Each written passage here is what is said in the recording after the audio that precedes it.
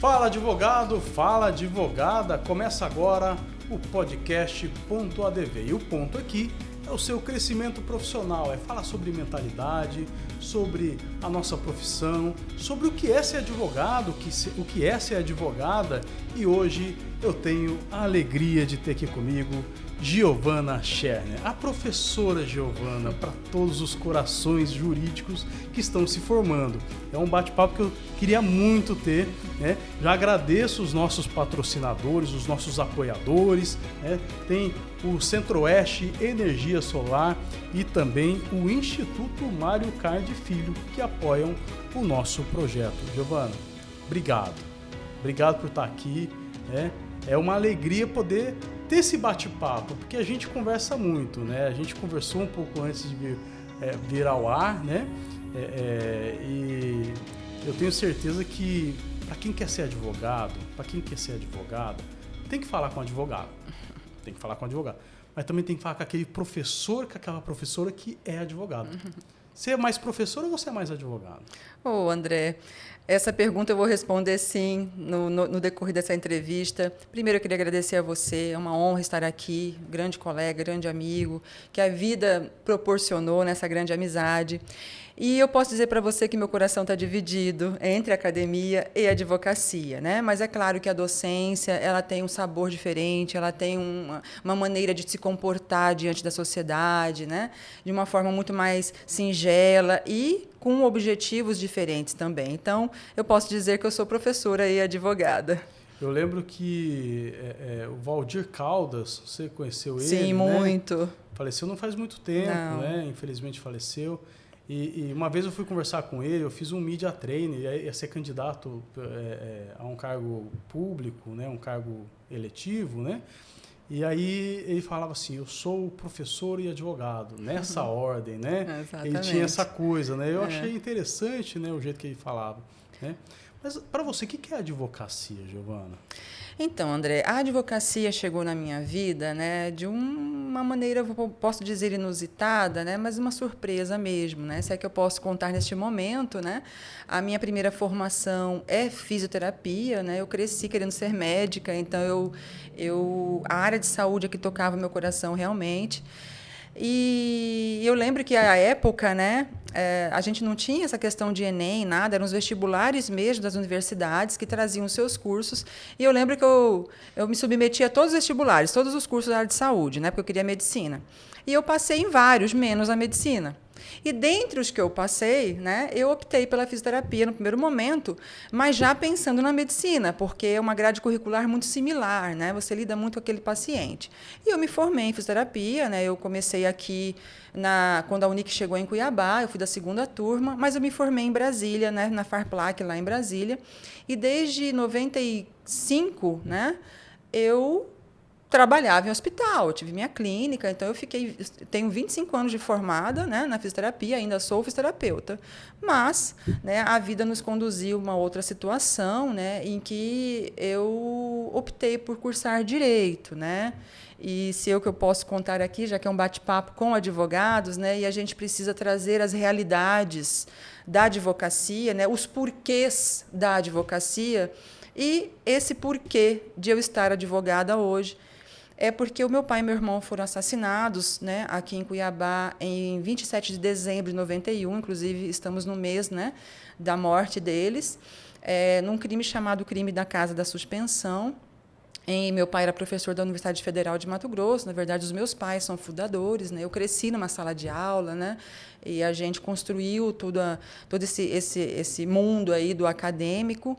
E o meu irmão era um estudante, 17 anos, e ocorreu uma situação dentro de uma oficina, né, e que o proprietário dessa oficina ceifou a vida dos dois, sem motivo. E, a partir dali, eu lembro que eu tinha 19 anos de idade, era uma época que não tinha internet, né, a gente não tinha nenhuma tecnologia, a gente não... Até a própria polícia não era equipada suficientemente, né, eram veículos como Gol, Fusca, né, então a gente entendia que aquele momento era um momento muito difícil numa situação dessa. E o assassino ele foragiu no momento do crime. E ele permaneceu assim por 17 anos. Então, 17 anos. E a partir do momento que ele foragiu, né, e era uma sexta-feira, era a última sexta-feira do ano, né, a gente aguardando, na verdade, era uma situação bem triste, até a gente não tinha nem um jazigo para enterrar o meu pai e meu irmão. E na segunda-feira ele prometeu, pelas mídias, né, de que ele ia se apresentar, e ele nunca se apresentou. E durante 17 anos a gente buscou por justiça, né? Eu, jovem, tinha acabado de entrar na faculdade de fisioterapia, né? Eu tenho mais um irmão caçula, né, que tinha 15 anos à época. E a minha mãe, que está de luto até hoje. Então, assim, a gente tentou fazer justiça de alguma forma, né? Com as ferramentas que a gente tinha, né? E com que o Judiciário, o Ministério Público e as polícias tinham para nos oferecer. Que, na verdade, eu não conhecia nenhuma instituição dessa. Era lei, era da saúde, mundo, né? Nada. E aí a gente buscou, isso foi em 91, entramos nos anos 2000, né, sem nada acontecer, né, e a gente buscando isso. Eu lembro que eu andava com o mandado de prisão preventiva no porta-luva do carro. Então, onde eu parava, eu deixava na mão de alguém: olha, se você perceber e conhecer, se passar por aqui. Então, nós entramos numa saga por justiça, realmente, né? A gente marcou a cidade de Cuiabá. Minha família é uma família tradicional, né? E mesmo que não fosse, não era esse o motivo, mas eu quero dizer que eles eram conhecidos na cidade, isso abalou muito, né, as pessoas.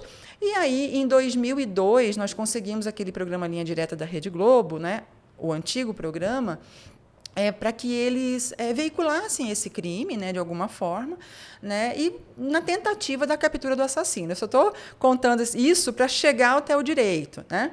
E aí, em 2002, o programa foi veiculado. É um programa extremamente sério, né, não tem ônus algum, né, é utilidade pública mesmo.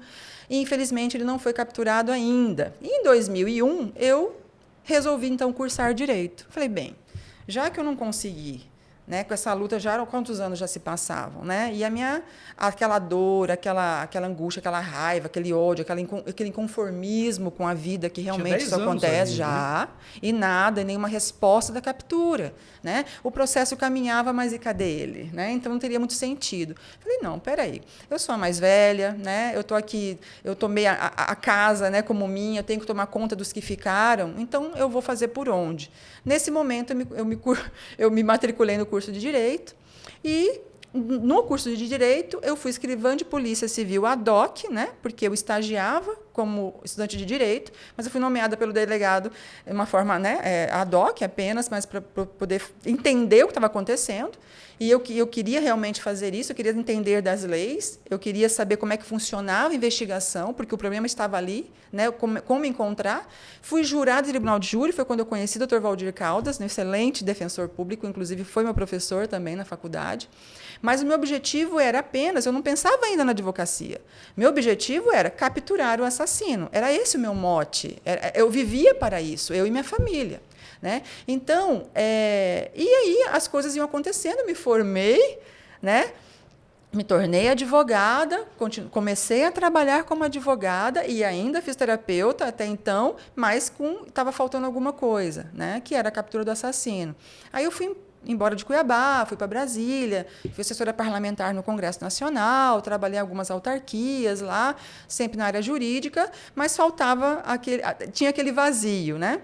Mas aí, em 2008, né, houve uma mudança aí na gestão aí da segurança pública, e nós conseguimos, pela investigação que a gente fez, né, eu dei uma informação à polícia, e eles conseguiram capturar o assassino, que estava com nome falso, com outra vida, em Osasco, São Paulo. Então, isso foi em 2008. Né?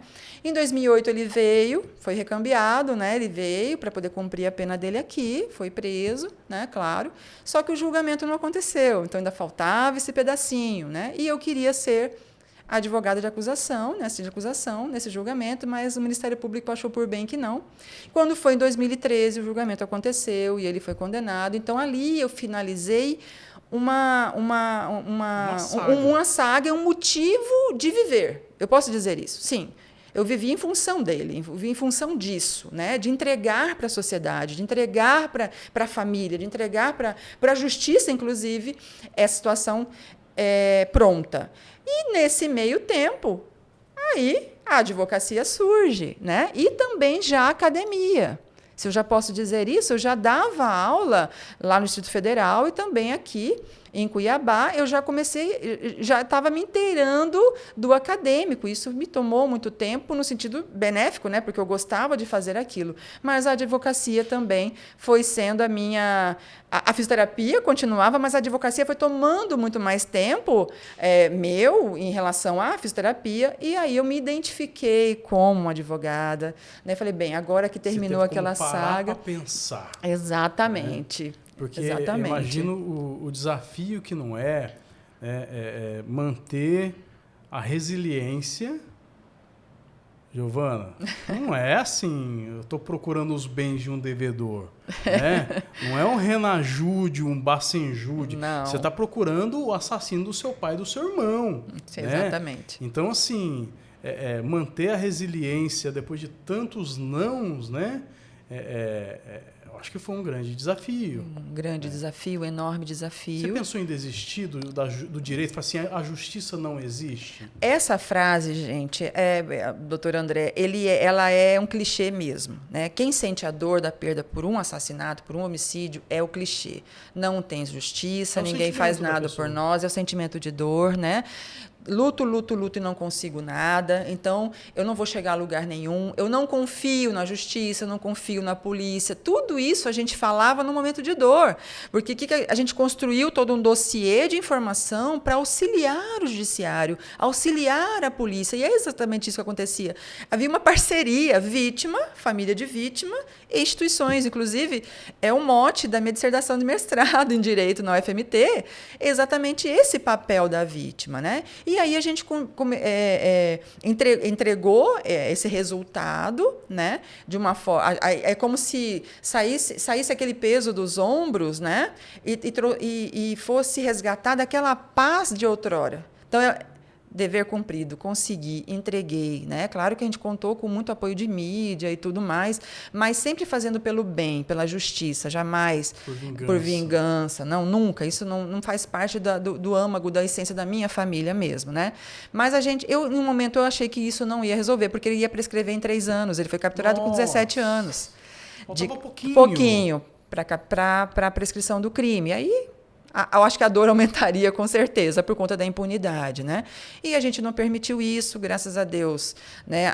Essa entrega aconteceu, né? Foi quando a gente conheceu o assassino algoz, porque a gente não conhecia, não sabia quem era, né? E ele está pagando por isso, já está em semiaberto. Isso não é essa questão nesse momento, né? Não é questionar isso. Dele com a justiça. Deixa com a justiça e com Deus, né? Então a gente fez nosso papel e aí o meu legado hoje, enquanto advogada e professora de curso de direito, é justamente entregar esse exemplo aos acadêmicos da resiliência, de não desistir dos seus objetivos, né? Que sempre que houver um obstáculo, nós vamos transpô-lo de uma forma correta, justa, ética, mas que os objetivos serão alcançados. Então, e isso tem surtido um efeito bacana na academia. Tem que ouvir.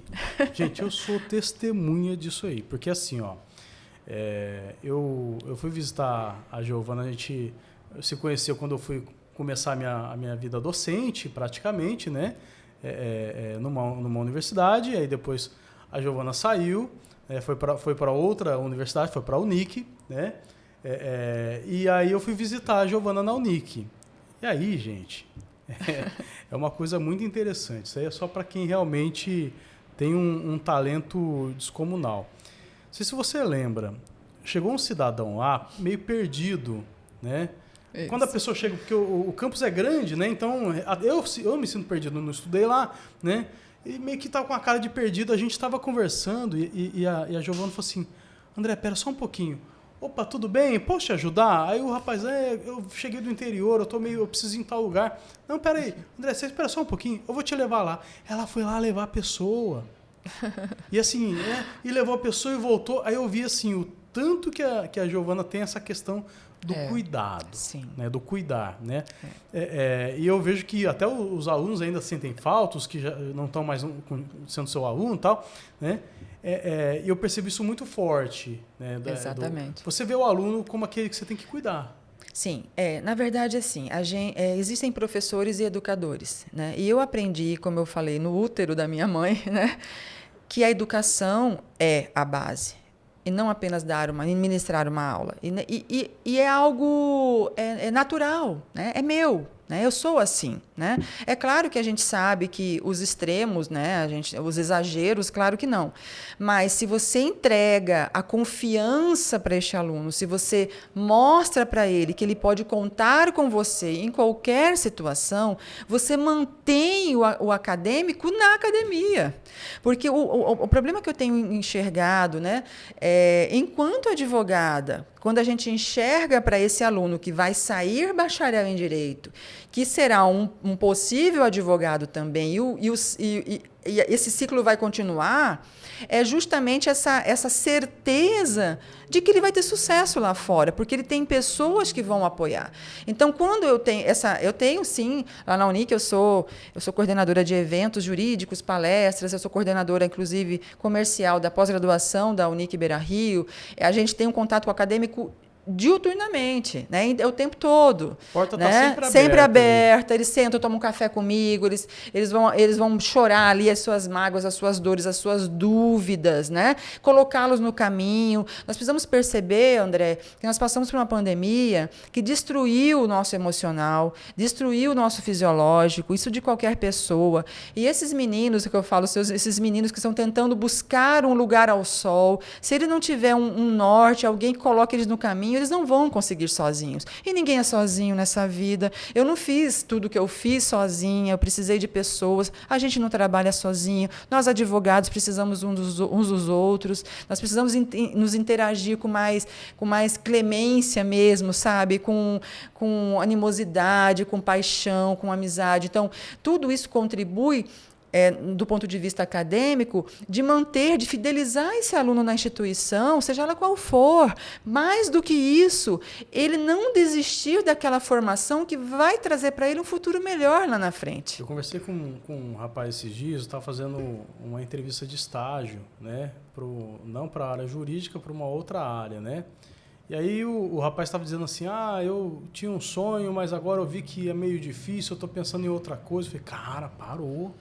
Não, você continua pensando nisso, mesmo que você vier para cá, mas olha, mantém o teu foco, não deixa ninguém falar que você não pode fazer. Uhum. Eu lembro que quando o Disney conhece a história, né, Disney? Eu já contei muitas vezes aqui, quando a gente estava trabalhando na televisão, que quando eu estudava, chegou um professor e falou, olha, você não serve para trabalhar na televisão.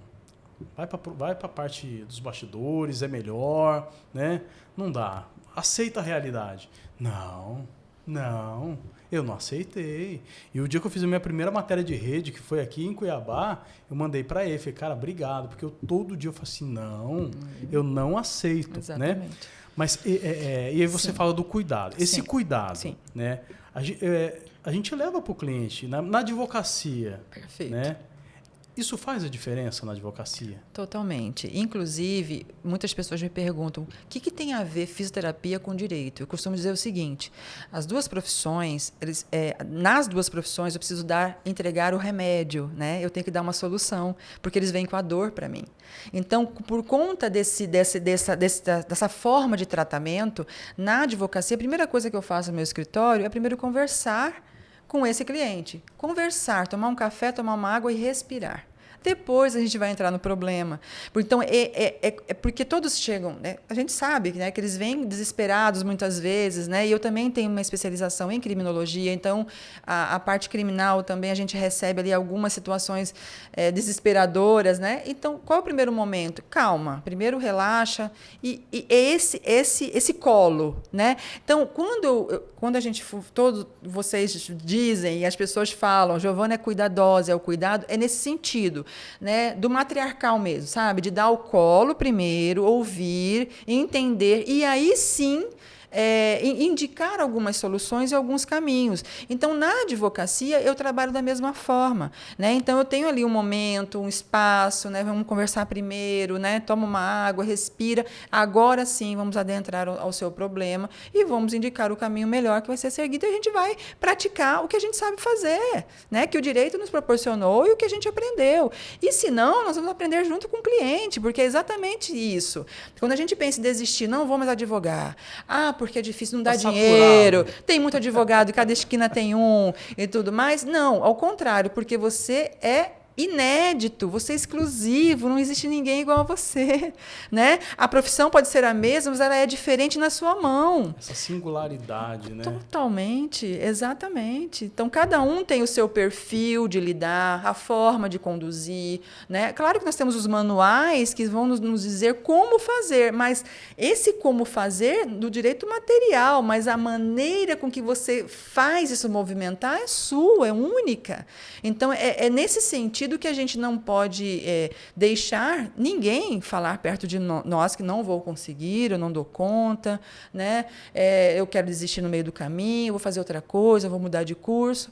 Não, você pode estudar várias vezes, eu tenho quantas formações, eu gostaria de ter mais, continuo, inclusive faço ciências contábeis também, eu continuo Sério, estudando. Giovana? Meu Deus do céu. Terminando o mestrado agora. O látis dela já não cabe mais coisa, gente. Né? Então é isso, né? É essa condução toda que a gente leva ali para a academia. A Giovana fala pra gente que, assim, ó, eu sou do crime. Né? A gente costuma brincar, fazer essa brincadeira interna, né? Fala, ó, criminal, parte penal, não mexe com isso não. Não, eu sou do crime. Eu sou do crime. E você atende clientes da área criminal, né? Sim. Você já atendeu algum cliente que chegou ao ponto de você falar assim, meu Deus do céu, estou do outro lado agora. Antes eu estava buscando aquele que fez, que cometeu o crime. Eu sei que isso é uma realidade. Nós estamos entre advogados, aqui a maioria ou são estudantes ou são advogados, né? A gente não defende o criminoso, a gente defende o direito da pessoa, né? Mas já passou pela tua cabeça assim, aquela coisa assim, ai, peraí, eu estou do outro lado agora, né? Já teve alguma situação que te pegou? Então, na verdade, assim, eu estou sendo seletiva, né, no criminal, né? Na verdade, eu não consigo defender homicida ainda, e eu acho que eu nunca vou conseguir fazer isso justamente por conta da minha história. Não que eu não saiba fazer isso, a gente sabe o que a lei pode proporcionar, mas estar no tribunal de júri, né? Para defender o homicida, Giovana, eu me reservo o direito de declinar disso, né? Mas já houve, sim, várias situações em que eu tive que dizer, falar, nesse sentido, eu não vou conseguir te ajudar, eu prefiro te indicar para um colega que vai conseguir fazer muito melhor do que eu, né? Mas nesse momento, não. Então, o que acontece? Quando vem o crime, quando vem uma situação, né, que não são todos também que eu conduzo, né? Eu tenho algumas, a Maria da Penha muito, né? Então a gente tem muita questão assim que também a Maria da Penha tem uma nuance, né? Que ela se desdobra em outras ações, né? Então vem a Maria da Penha, mas vai vir um inventário, vai vir um divórcio, provavelmente, vai vir uma ação de alimentos, de guarda e assim por diante. Então a gente aí, claro, né? Porque o meu escritório a gente é full service, né? Então a gente tem toda a parte civil também. Mas no criminal, o que eu preciso. Antes de qualquer. Eu nem abro o Código Penal. Primeira coisa, eu quero ouvir aquela pessoa. Essa é a Giovana. Essa é a Giovana. Me conta a sua história. Me conta a sua história. E você começou essa entrevista dizendo: me conta, Giovana. E é exatamente. É disso que a gente está precisando, André, sabe? De pessoas que façam isso conosco. Me conta a sua história. E não impor aquilo que a gente deve falar. Quando a gente conta a nossa história, nós vamos sendo verdadeiros com o colega, com o parceiro, enfim, com o profissional.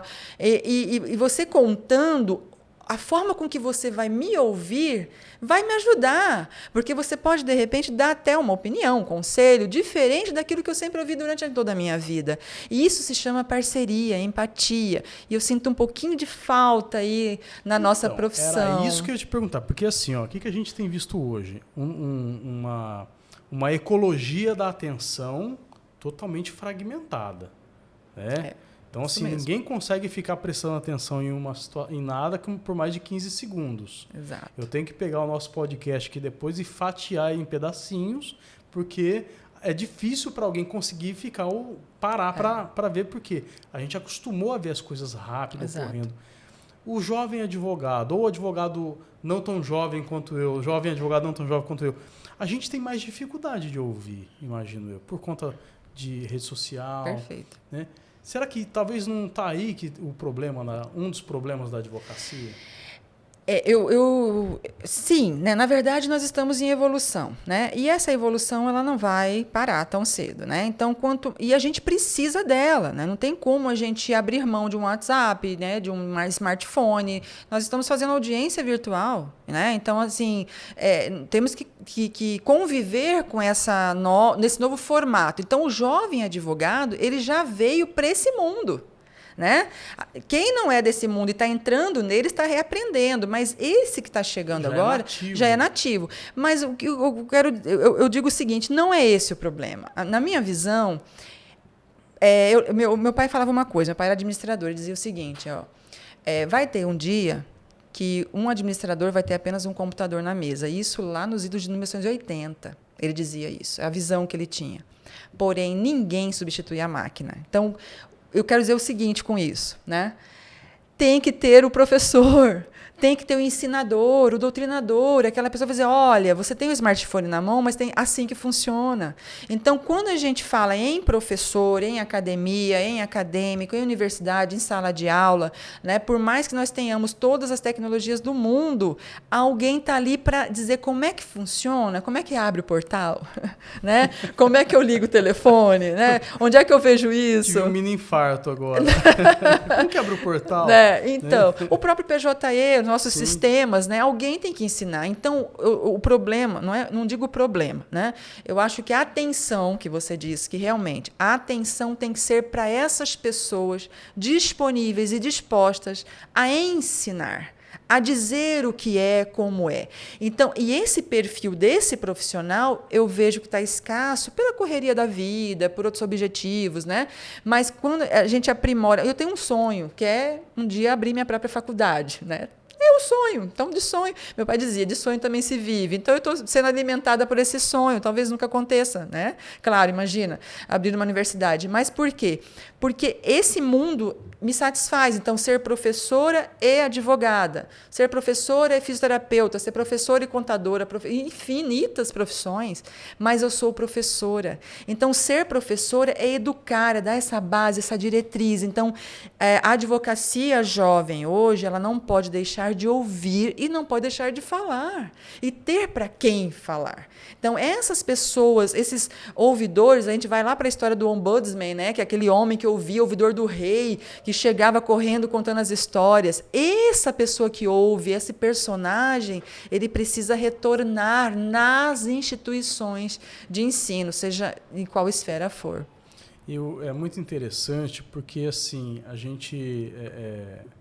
quando a Giovana foi para outra universidade, eu continuei lá um tempo e aí eu fui me aventurar, né, por um momento de insanidade minha, porque imagina, você substituir a Giovana, que conseguia reunir todo mundo, né, na coordenação do curso, eu fiquei por 15 dias, né, e aí eu ficava pensando assim, gente, eu não sou a Giovana, eu não tenho essa coisa de abraçar as pessoas, e aí eu percebia também o desespero dela, assim, mas olha, eu tô com um problema aqui, que o meu pai ficou doente, não sei o que lá, tal, e eu falei, gente, mas peraí, como que eu administro isso, né? Então, exige aí um ouvido muito bom, né?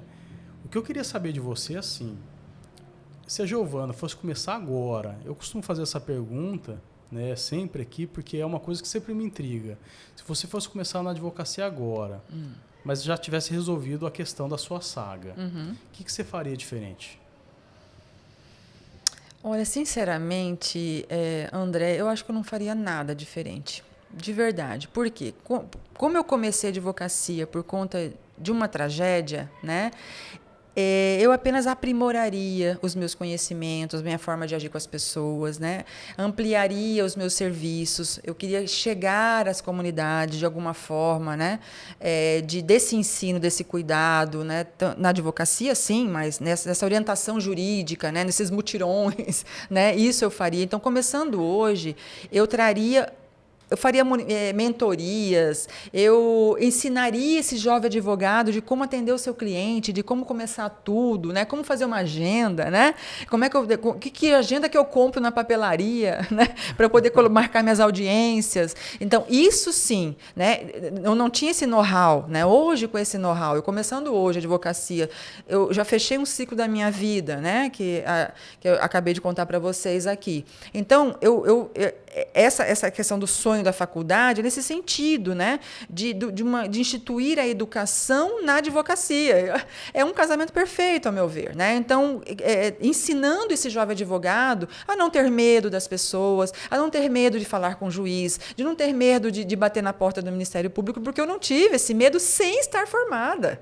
Né? Eu, como cidadã, eu fiz isso. Então, não ter vergonha de não saber um rito processual. Isso é na prática que a gente vai aprender. Perguntar. Né? Eu tive colegas que me manifestavam esse medo para mim. Eu não sei fazer audiência, eu tenho medo da audiência. Né? Mas a gente vai adquirindo isso. Então, o que eu faria diferente hoje, não mudaria o meu jeito de ser, porque não tenho, não consigo, mas eu aprimoraria os meus serviços para a educação jurídica, se isso posso dizer isso, né? Uma educação, uma formação desse jovem advogado, um preparatório, uma habilitação, quero dizer assim, nessa prática jurídica, de acompanhá-lo no fórum, de como perguntar o que é uma secretaria.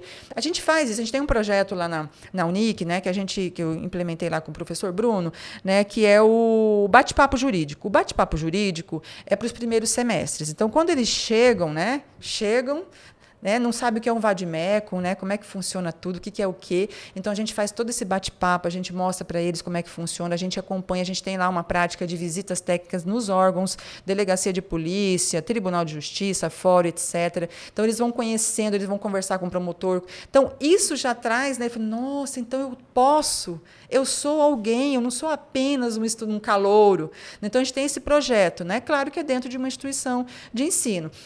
Se eu autônoma, né? eu advogada, eu faço a mesma coisa. Né? Então, é o que eu quero fazer. Chega né? Então, estagiário, você vai treinar. Vem o estagiário, o jovem advogado.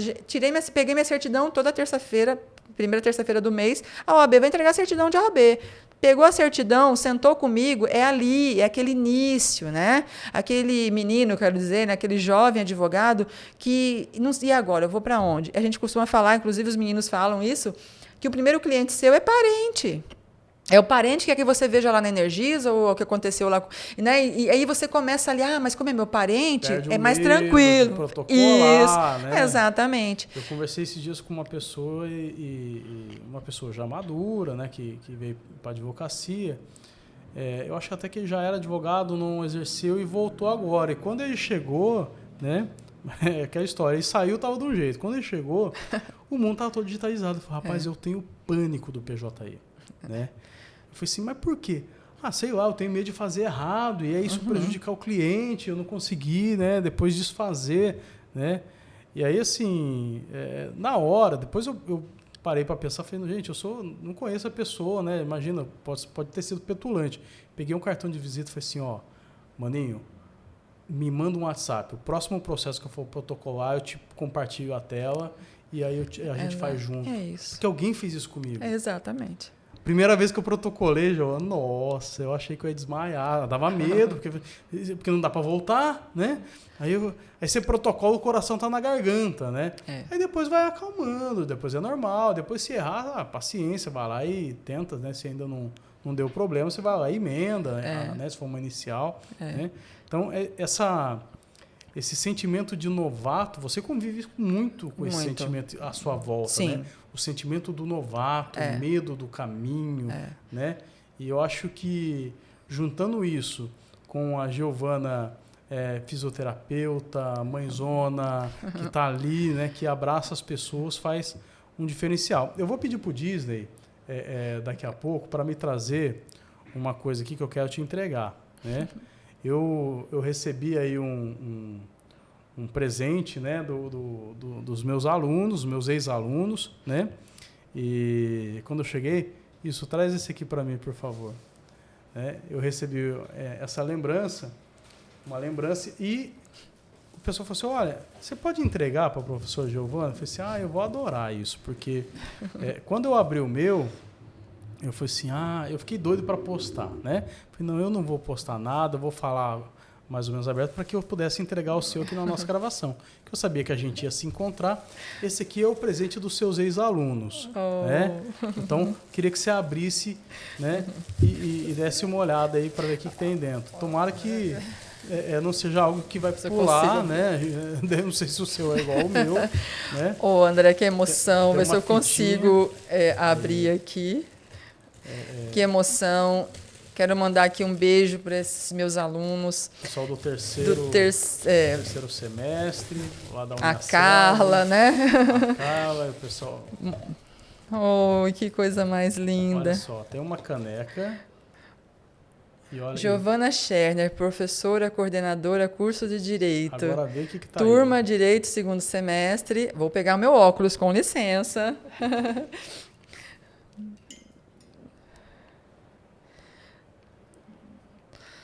Todos nós vamos sentir muito a sua falta, desejando-lhe muito sucesso em seu futuro, Direito. Ai, gente, estou emocionada. André, isso é ser educador. Então, isso é ser professor. Não, essa caneca, ela simboliza o sentimento verdadeiro e genuíno do aluno. Então, e esse aluno de segundo semestre é um aluno que está começando a vida, está entendendo a vida, sabe? E quando eu não sou mais professora dessa turma, né? Já tenho 6 meses, mas a gente percebe que o amor a sementinha está lá. E é essa sementinha que a gente tem que saber germinar. E como é que a gente germina? Sendo mãezona, eu sei que eu recebo críticas por isso, normal, né? Sendo mãezona, ouvindo, tentando dar a diretriz, como um filho. Inclusive, o meu filho é bacharel em Direito, o meu filho ele trabalha no CAU do júri, o meu filho atende as vítimas, o meu filho é uma vítima indireta da tragédia da minha família. O meu filho não conheceu meu pai e meu irmão, ele não conheceu o avô e o tio. Né? Então, são consequências. E o que ele é hoje? Professor. Então, olha que interessante que o legado é exatamente esse. Em momento algum, a minha família sujou a nossa honra, a nossa essência. Ao contrário, nós deixamos o legado de justiça e de paz e, principalmente, continue, a vida é bela. Deus é perfeito, tudo tem seu propósito. Eu perdoei o assassino do meu pai e do meu irmão há 7 anos.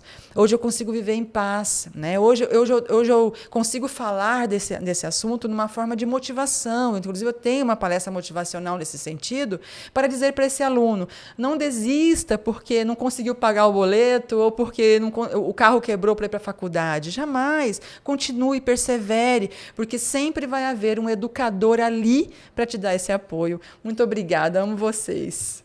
Pessoal do terceiro semestre, né? Que era o meu segundo semestre, na época eu estava no semestre passado, né? E quando eu recebi a minha caneca, né, eu não tinha aberto a sua, porque é a sua, eu deixei você abrir aqui. Né? Eles fizeram algumas frases que eu usava em sala de aula. Então, continue a nadar. Né, puseram o desenho da Dory, né? Falei assim, tem que ser... É a Dory, continue a nadar, continue o curso, continue estudando, não desiste. Né? Colocaram, eu amo direito tributário, né, que é uma brincadeira que eu sempre falo. Porque eu já falei que eu gosto do direito tributário. Eu falei assim, você faz toda hora, né? Então, assim, você vê que aquilo marca a vida deles e marca a nossa vida também. Com certeza. Né? E os clientes do dia a dia, né, da advocacia, isso também, eu falo isso porque eu estou vivendo muita coisa agora, né? Mas... marca também, ainda mais, de repente, trabalhando com a questão Maria da Penha. Até aquele cliente que já não é mais cliente, já não tem mais nome, não é nem amigo também, é outra coisa. Sim, o know-how, né? Eu não quero dizer assim, experiência, né? Eu também, como eu fiz direito depois, eu não tenho tanto tempo de advocacia, mas o que eu tenho de tempo, a gente conseguiu ter uma vivência, uma experiência de diversas formas, né? Então, quando vem um cliente o que eu aprendi com tudo isso, né? Primeiro que eu aprendi a colocar o cliente no eixo dele, que ele precisa estar, pelo menos, numa situação normal para a gente poder conversar, né? E a questão principal também é a questão da verdade, né? Então, quando a gente lida com a verdade, isso é muito importante, eu falo muito isso para eles, a gente tem uma tranquilidade para poder conduzir todos os nossos trabalhos com aquele cliente, né? Só que quando, como você diz, ele nos conhece e se identifica com o perfil da gente. Esse é meu perfil, de orientar. E quando tiver que dar bronca, eu vou dar. Vou dizer, você fez errado, não me consultou, eu vou falar. E quando ele se acostuma com isso, ele não vai sair de você. Ele não vai sair do seu escritório. Ele vai confiar em você em cada situação. Se quebrou uma unha, ele vai te procurar, né? Então, ele vai querer saber exatamente de você a sua opinião. Isso tem acontecido muito. E, inclusive, os alunos. Porque os alunos, eles têm a referência do professor advogado de ser o melhor advogado. Então, ele tem, poxa, aquele professor daquela área, nossa, já vou ligar para ele. Por quê? Porque, além de ser advogado, como ele é um professor de sala de aula, está dia a dia com ele e conhece, ele é a referência. E ali, por isso que eu digo, né? Eu posso estar muito errada, mas a educação, ela não pode jamais desconectar de profissão alguma. E quando a gente fala do direito, porque o curso de direito é um curso de excelência, a gente detém as leis, a gente tem a obrigação de conhecer como tudo funciona e de dar esse norte à sociedade, de trabalhar com ética, né, e moral. Então, eu jamais posso desconectar a educação disso, porque o principal de tudo é eu começar a orientar o meu cliente com a educação. Então, se a gente tem essa expertise, esse dom, que eu falo que é dom, né? Eu amo mesmo, né? Esse dom de pegar, de olhar no olho, de levar aquele aluno que você mencionou no início, aluno que veio do Piauí, e ele queria se matricular na faculdade que eu levei lá no comercial. Eu lembro. Eu sei o nome de cada um. Então, assim, a gente acaba tendo essa vivência e é uma coisa muito satisfatória, é algo que nos envaidece. E eu vou dizer uma coisa, André, com toda essa tragédia que aconteceu na minha família, com toda essa saga por justiça, né? Foram 25 anos de luta, né? Até a condenação do assassino, até o perdão também. O que me motiva, além de Deus, é a sala de aula, são os meus alunos, é o contato com eles. Então, eu estando à frente lá da coordenação da Unic, né, da pós-graduação e também dessas atividades de extensão, eu os tenho o tempo todo. Então, é esse contato que faz com que a energia da gente seja revitalizada. A sua história é algo que... quando a história da pessoa chega na frente da pessoa, né, porque a história é muito grande, né, a sua história chega na frente, né? Antes de você me contar, a história já tinha chegado, né? É uma tragédia, então não é algo que eu não consigo imaginar a dimensão, né, do que você enfrentou, né? Mas o resultado que vem da sua vida é refletido de uma forma benéfica na vida daqueles que têm contato com você. Essa Giovana que distribui amor para as pessoas, é porque sentiu aquela dor lá e conseguiu reverter? Olha, André, eu já busquei essa resposta, porque qual seria o natural? Eu continuar com a dor, com a raiva, com a amargura o tempo todo. Agora, eu confesso a você, o meu sorriso não é o mesmo de 30 anos atrás, com certeza não é. E talvez nunca seja. Mas, após o perdão do assassino, eu me tornei uma outra pessoa. E isso, a gente já entra numa questão mais espiritual, porque é Deus que faz, então como ele faz é só dele. E é como se ele tivesse tirado com a mão uma ferida do meu coração, jogasse fora, e eu consigo agora enxergar o mundo de outra forma. Isso não quer dizer que eu não tenha meus problemas pessoais, imagina, todo mundo, sou ser humano, né? Claro. Mas eu consigo enxergar o bom no ruim. Principalmente nos clientes criminais. Eu consigo enxergar de questões criminais. Eu consigo enxergar uma questão, mas calma aí, vamos conversar. Então, a tragédia está em mim, na minha história, inclusive a minha dissertação é exatamente Direitos Humanos da família de vítima de crimes de homicídio doloso, né? Eu conto a história do crime de uma forma científica, é claro, mas eu conto de como é que essa vítima contribuiu para o processo penal, né? E exatamente isso, entregando para Mato Grosso, que é um trabalho, né, científico que vai ficar aí para a história.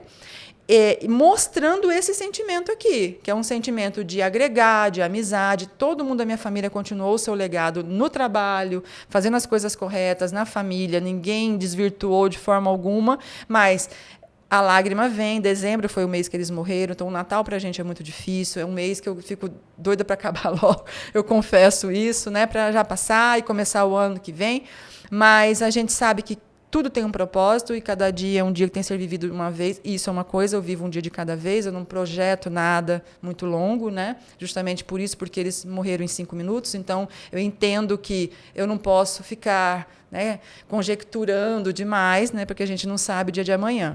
Mas esse amor, André, é esse amor que você está demonstrando aqui a mim, como irmão, como amigo, como colega de trabalho, né, como parceiro de trabalho também. E também esse amor que você está demonstrando às pessoas que estão vindo aqui no seu estúdio, trocando ideia com você, você está dando abertura para a gente falar dos nossos sentimentos, mais do que a parte técnica, que é exatamente esse propósito, né, que você se propôs aqui a trazer para todos nós. E isso faz com que a gente fique muito mais perto um do outro e a gente possa exercitar essa confiança, depositar essa confiança nesses colegas. Então, André, a Giovana é essa pessoa simples, né, uma cidadã cuiabana, filha de gaúcho com cuiabana, né, tem uma descendência aí alemã, tenho sim, sou um pouco, eu adoro obedecer regras, eu sou cartesiana, eu gosto de regras, mas eu sou da educação, eu gosto de estar em contato com as pessoas, eu gosto de pessoas, né? Eu gosto de lidar com pessoas, tanto na saúde, quanto no direito, quanto em qualquer âmbito também, né? E eu espero muito que esse meu legado, não sei quanto tempo ainda terei de vida, mas esse meu legado chegue, porque agora que eu reencontrei os meus alunos da Unic de 5 anos atrás, eles estão formando agora, eles vieram até e falaram, professora, não esqueço nunca da sua história. E eu fiquei mais feliz ainda, porque era exatamente isso que eu queria. Não esqueçam, para que vocês continuem a sua trajetória, construam as suas próprias histórias. Eu estaria aqui o tempo todo apoiando esses meninos. Muito isso. Legal, muito legal. A gente, independentemente do tempo que a gente fica com o aluno, a gente sempre vai ter aquele carinho, aquela coisa assim, tipo, não, vai dar certo, continua, vamos para cima, né?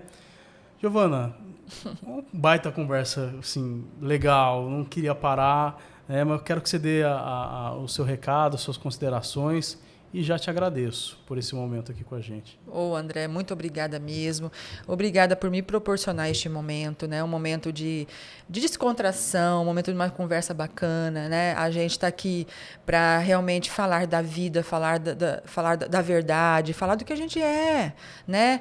E conte comigo sempre, André. Eu desejo muito sucesso a você e deixar uma mensagem mesmo. Uma mensagem sem o amor, nada disso seria possível, né? O amor entre as pessoas é o que move todas as coisas, né? É a paixão, é o querer. E eu digo que, ainda vou dizer para sempre, que a educação é que faz a diferença. Muito obrigada.